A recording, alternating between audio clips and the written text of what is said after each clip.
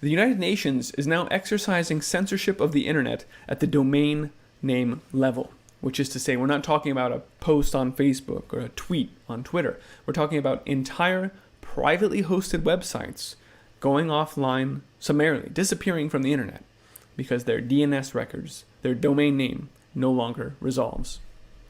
This represents a new extent, how far they're willing to go to keep the internet a completely controlled ideological echo chamber. Because at first, like I said, it was just social media posts disappearing. But when people complained about that, the response was typically, well, go start your own platform. Of course, that proved not to work either, because when Gab started up, it turned out that Microsoft pulled their cloud hosting out from underneath them.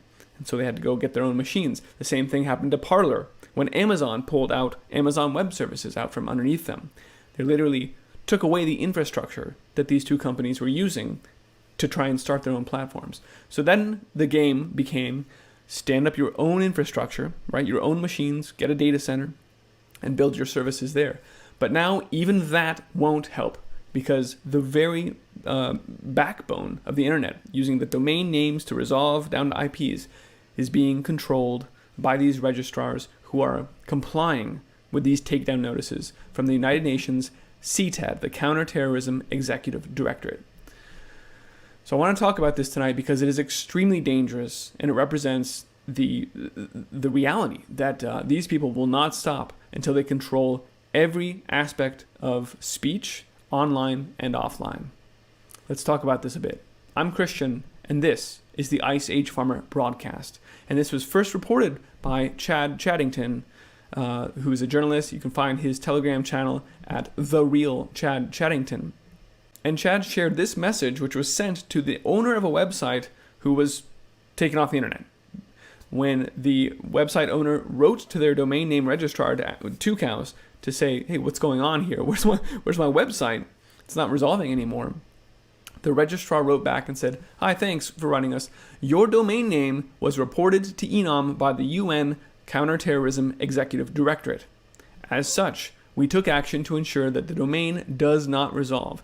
People can't get to your website. Doesn't matter how many machines and however many data centers, it's offline. No one can find it in accordance with our user agreement.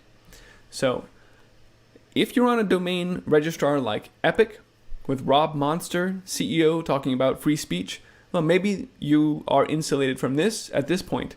But if you're on GoDaddy or Two Cows or any of these big tech, heavily compliant website registrars, it's game over, right?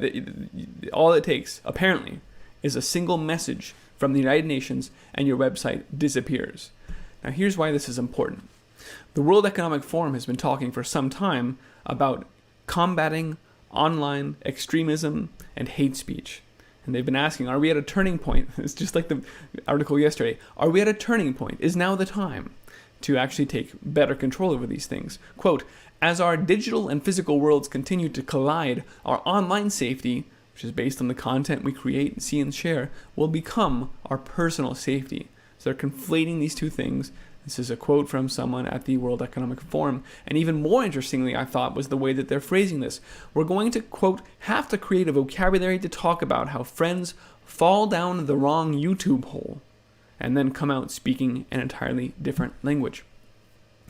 What they're describing here is people waking up, right? That's what this is about. That's what they want to stop. They don't want people falling down the wrong rabbit hole and learning about the powers that shouldn't be and what's actually going on in this world. It is not a secret conspiracy. All you have to do is look at sites like the World Economic Forum to read an open plan about taking over the world. But that's not going to be allowed. And that's why the United Nations Counterterrorism Executive Directorate has been issuing reports for years, but especially this year, 2021, they came out with this document, Countering Terrorism Online with Artificial Intelligence. This document comes straight from, here you can see, the UN's Office of Counterterrorism Executive Director, the CTAD, that's who we're talking about here, who's now apparently sending out takedown letters for privately hosted websites successfully. They're taking total control over the internet. And in section 4 from the report, automated content moderation and takedown, we read about social media channels and web pages, privately hosted websites. And they want to take control over everything. Need to be controlled. We need to deplatform them, which is the action or practice of preventing someone holding views regarded as unacceptable or offensive from contributing to a forum or debate by blocking them in their website. The report goes on to also mention that AI models can be trained to filter out specific content fitting specific criteria, because the goal here, continuing, is we want to prevent the spread of harmful narratives. Narrative being a key word here, because we just heard Klaus Schwab say how important it is that that the World Economic Forum crafts the great narrative, right? The story of how the world became the technocracy they want it to be. What sort of harmful narratives are we talking about? We can read from section 3, detecting misinformation and disinformation spread by terrorists for strategic purposes. While the phenomenon of mis and disinformation is not new, the capability for fake news to reach wide audiences at low costs is unprecedented.